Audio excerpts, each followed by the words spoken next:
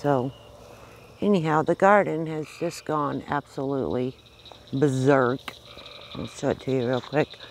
These tomatoes, oh my gosh, I planted them way too close, but look at that. It looks like a jungle.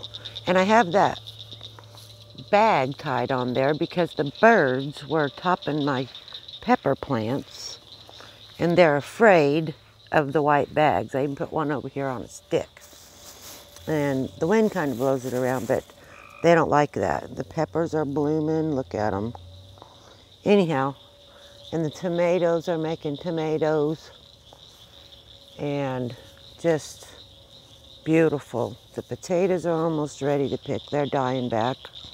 Green beans are coming on. But what I wanted to share with you today was the elderberries.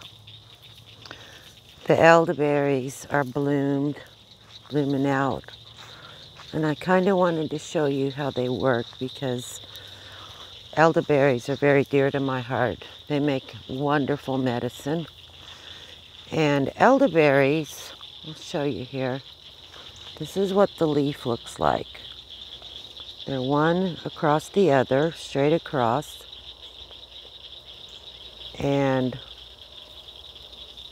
there's always 2, 4, 6, about 7 of them on a stem. And this is what they look like before they flower. They got their little buds on them. And they're real tiny. I'll move this back and you can see they're little tiny, but they're gorgeous. And then once the flower buds, it looks like this. Look how beautiful that is. And oh my gosh, it smells. Oh, I wish you guys could smell that. It smells so, so sweet. So sweet. And here's, they bloom at different times, so your berries will be ready at different times. And now we have to, last year they didn't get pollinated very good. So I've got my hopes that they are getting pollinated. Look how beautiful that is. That their little pistils are getting pollinated with what they need. We did have some bees out the other day, so I'm hoping they've been all over this. Look at those up there. I've got them. This is a plant that I planted about 7 years ago, and it is huge now. And you can actually take these. I'll share a little bit about this. I also have my wild berries down in the woods, and I got a report today from Dawn that they are starting to bloom, and they're starting to get their buds on them. They're a little, couple weeks behind my berries here in the yard because they're in the forest and they don't get the sun like these do.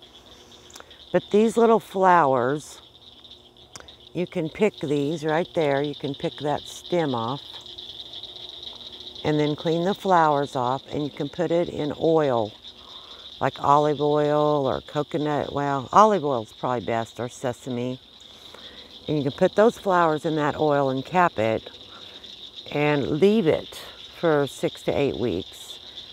And then you strain it. And then that oil is really good for earaches. If you get an earache, or a little one gets an earache, it's really good for an earache.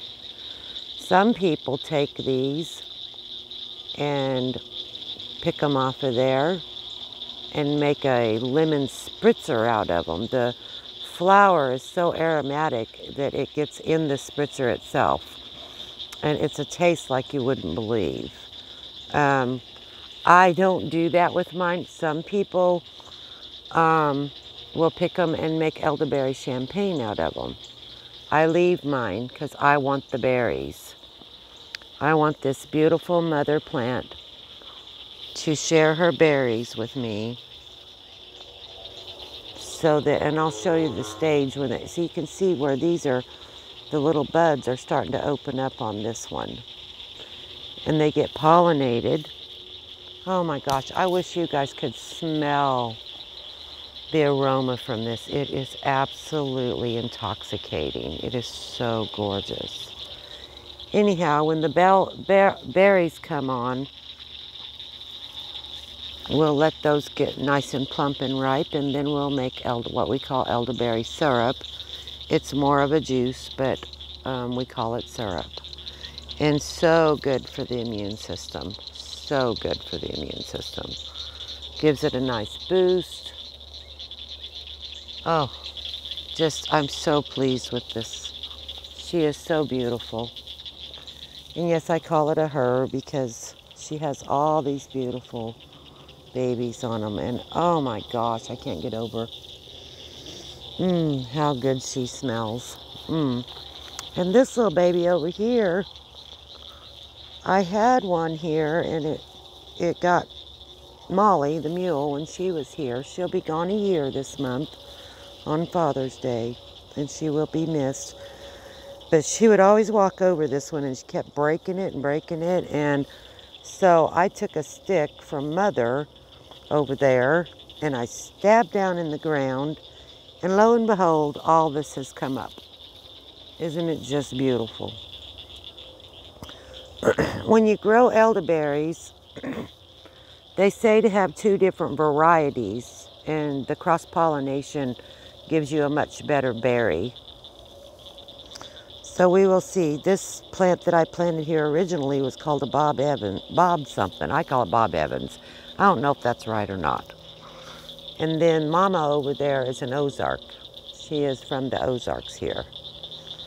And I've got an elderberry plant down in the woods I'm going to tie a string around, and next spring I'm going to get some of those and start them and put out here with her. So, and I'm sure you can hear the frogs, but I wanted to share my elderberry with you. My mother, she's just gorgeous, and she smells so good, and she's so beautiful.